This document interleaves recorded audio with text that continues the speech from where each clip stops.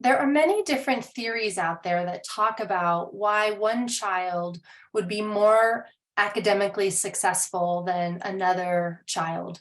Lots of different research has happened. Again, lots of different theories, lots of conversations about what separates this child from this child. Why is one child seemingly more motivated than another? Why is one child more successful, if you will, than another? And words like grit or perseverance or even just this concept of being able to like muster through challenges, all of those different ideas have been thrown into the conversation. And I want to simplify the conversation down to really, what is that variable? Because there really is one key variable that makes all the difference, that then can lead us into, well, then how do we help children be able to tap into that even more so that they can be more successful academically? And what I'm really talking about is, what do they love to do? And that may sound really basic, but it really does boil down to that. Every child is unique, and every child is driven by things that are uniquely interesting to them. So one child may love horses, another child may love science. Another child may love reading, but maybe they don't love all reading. Maybe what they love to read are the classics. Maybe another child loves sports, on and on and on. You're never going to find two children that are the same in an academic setting. Put on top of that, every child's own unique learning style, because it's not just the interest that they have, but the way that they want to learn is also unique to them. So let's put this into context.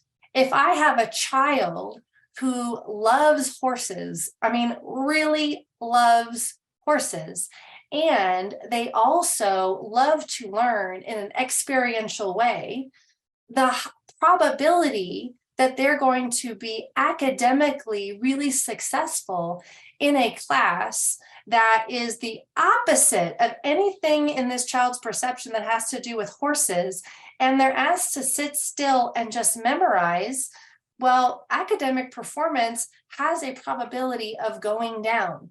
Now, that does not mean that this child does not have grit. That does not mean that this child doesn't have perseverance. That doesn't mean that this child can't muster it up.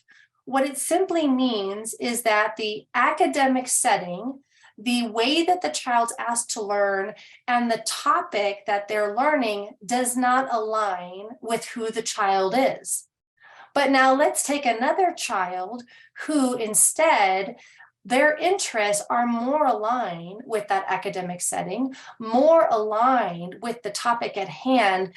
You're not going to have to teach that child about perseverance or anything like that, because that child is already intrinsically motivated to want to learn about whatever the topic is.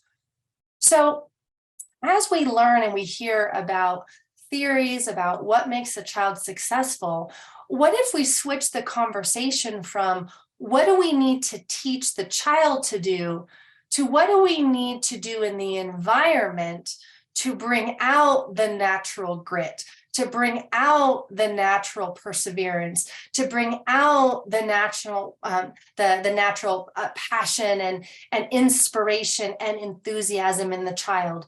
Rather than expecting the child to learn a skill to fit in, how about we rework the environment and the educational system so that the child gets to be who they are?